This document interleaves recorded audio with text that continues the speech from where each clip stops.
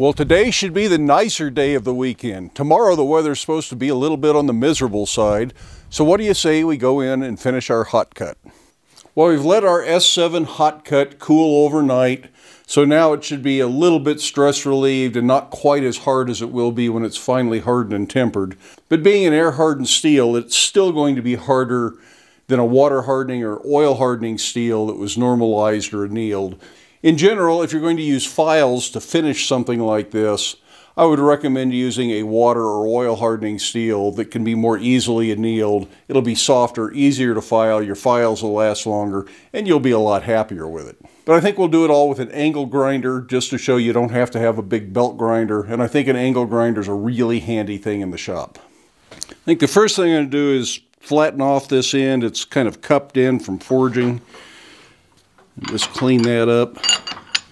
This is fairly important because that'll all mushroom over and that'll be a place to start cracks and chips if you don't do it.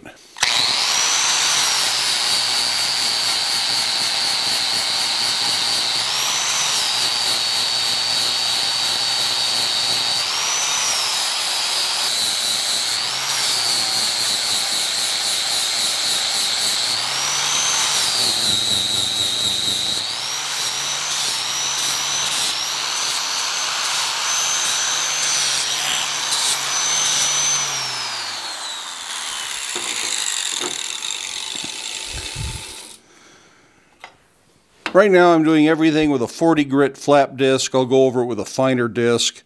Hopefully I've got at least a 120 grit disc I can go over this with. But the finer you go, the fewer scratches you'll have in the long run.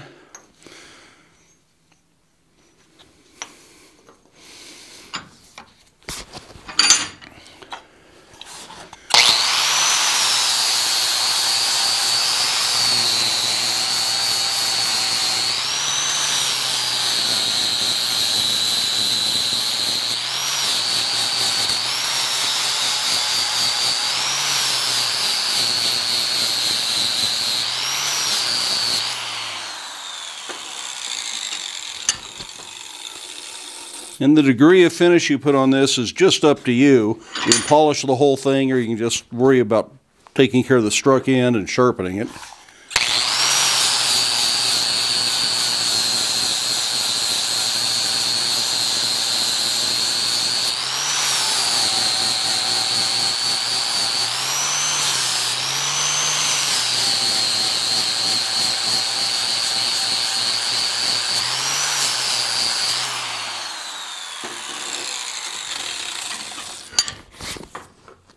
And I'll end up going somewhere in between.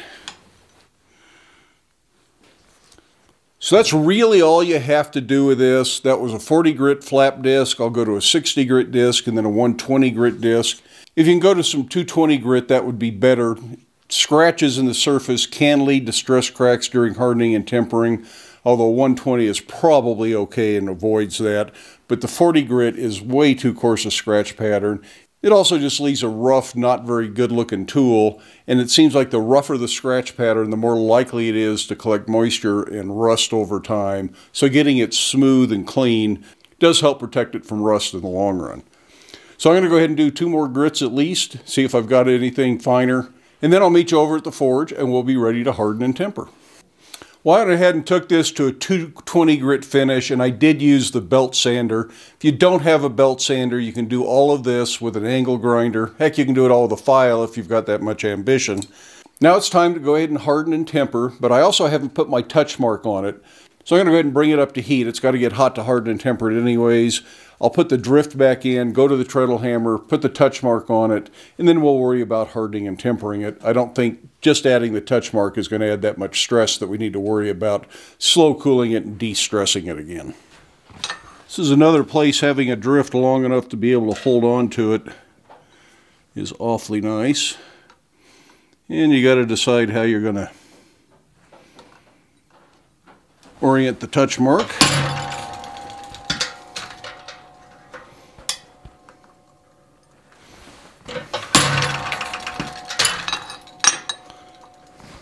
This is getting cold enough that this is a little problematic, but I think we'll be okay. That's a good enough mark. The last one is S7 stamp, so I know what kind of steel this is. I'm going to go ahead and put the drift back in from the other side now, just to make sure that this is nice and clean and even. I don't want to mess up the hole doing the touch mark.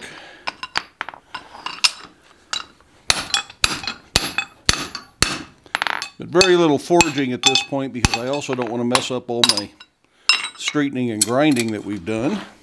But this tool is now ready to go ahead and harden and temper. Because we've been doing some work on it, it's had plenty of soak time. So all we really need to do is just bring it up to a nice bright orange and then let it air cool.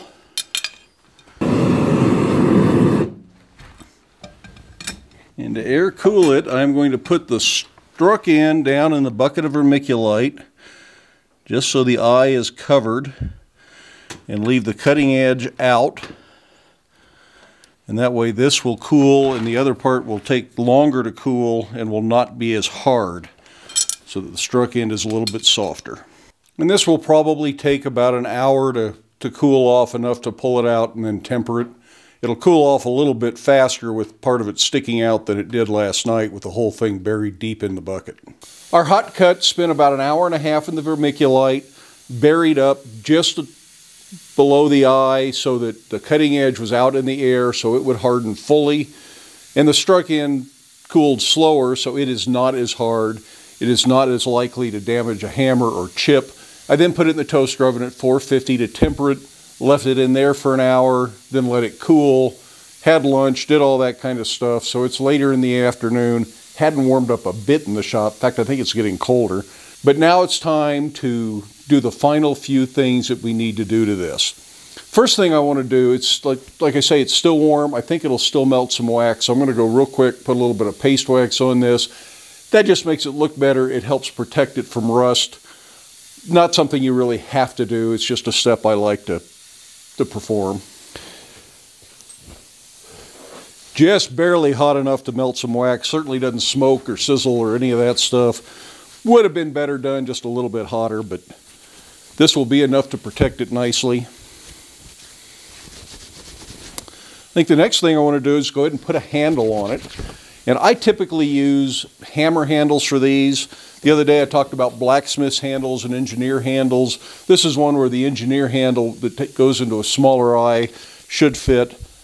This is a 14-inch handle and it just barely starts in there, so it's probably going to be just fine.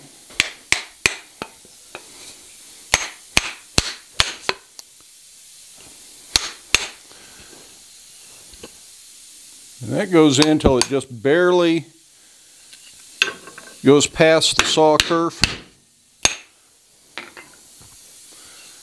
So I think we'll knock it back out. We'll see if it needs any cleaning up. Now, as far as wedging these handles in or leaving them unwedged, a lot of people never wedge the handles in their top tools, and there's several good reasons not to do that. If you're working with a striker, there's a lot more energy transferred from the tool to your hand as the smith holding the tool if it is wedged. That means it's a more solid connection. There's no looseness there to help take up some of that shock, and it's going to be a whole lot more jarring on your muscles when somebody's swinging a 10-pound sledgehammer to strike the top of this tool. For that same reason, you're going to break more handles if you're working with a striker if you wedge the handles into the tool. Now, the advantage of wedging them for me is I tend to work alone. I'm not working with a striker. There's not that much jarring. But we have really dry winters around here, and these handles shrink up and they all fall out of the heads. And I lose track of which handle goes with which head. So I prefer to wedge them on my tools. But if I worked with a striker, I probably would leave it unwedged, in which case you just leave the handle long, let it stick out further so it doesn't come off as easily. And every now and then you just snap it down on the anvil, handle first, drives the head back on. Really isn't a big deal. Another reason to do that is if you have left and right tools, one tool will often come off, turn it around, put it back on, and it goes from a left-handed tool to a right-handed tool. For a hot cut like this, that doesn't really matter, but sometimes that is an issue, and if you can make one tool and just swap the handle from side to side, you don't have to make two tools. So I've set that back down on here a little bit, and I can see where it drives up to. And since I've already got the angle grinder out with a flap disc on it, let's just use this to clean that up.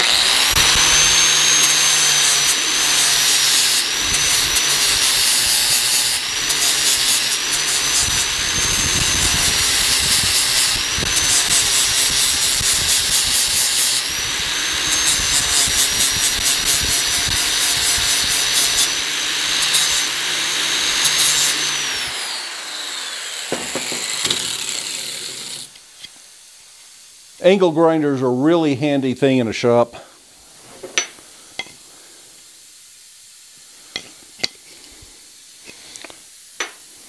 I actually don't think I need to deepen that saw curve. It goes right to the edge right now. But I'm going to go ahead and wedge it because that's what I do in my shop. And it looks just fine. In this case, the wedge is too wide, which is really surprising. Usually they are too skinny. And if you're lucky, you can just split the wedge with a knife. It's a tough wedge. It looks pretty good.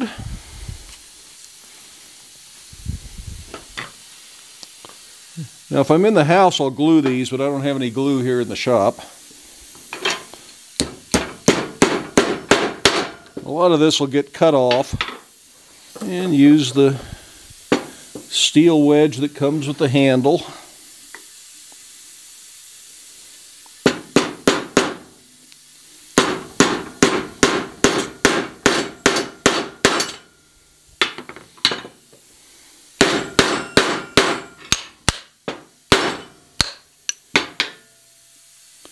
And that should stay on there very nicely. Now this still needs to be cleaned up just a little bit. It has not been sharpened yet. That's the last thing we'll do. And again, I'm just going to do this with the angle grinder because I've got it out. You could file it if you wanted to.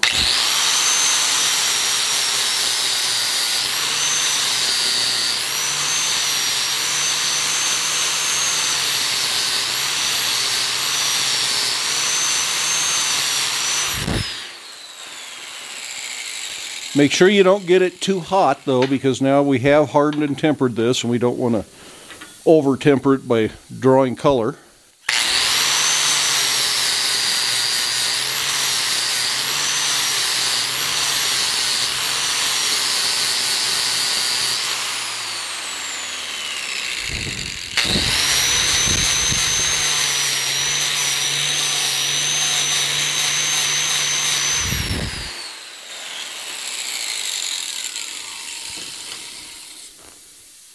And these aren't sharp like a woodworking chisel is.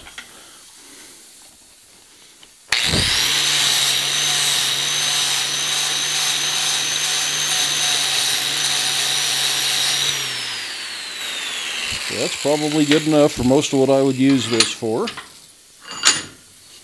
And that is pretty much it for our tool. Generally, I'll go ahead and clean up the struck end. I just do that for aesthetic purposes because it looks more like a finished tool if I take the time to clean up and make the struck end bright and shiny, as well as the working end. There's great satisfaction in making your own tools. You get exactly the tool you want. You generally save money because buying top tools for blacksmithing can be rather expensive, but a lot of the suppliers that I've got listed down in the description do sell similar tools to this. But if you make your own, you learn something, you get the pride in making your own tool, and it's a good, useful tool. If there's something that you don't like about it, you can either reforge the same tool or make another one, and you'll have several of them around after a while because you've tried different things at different times, and you get different tools.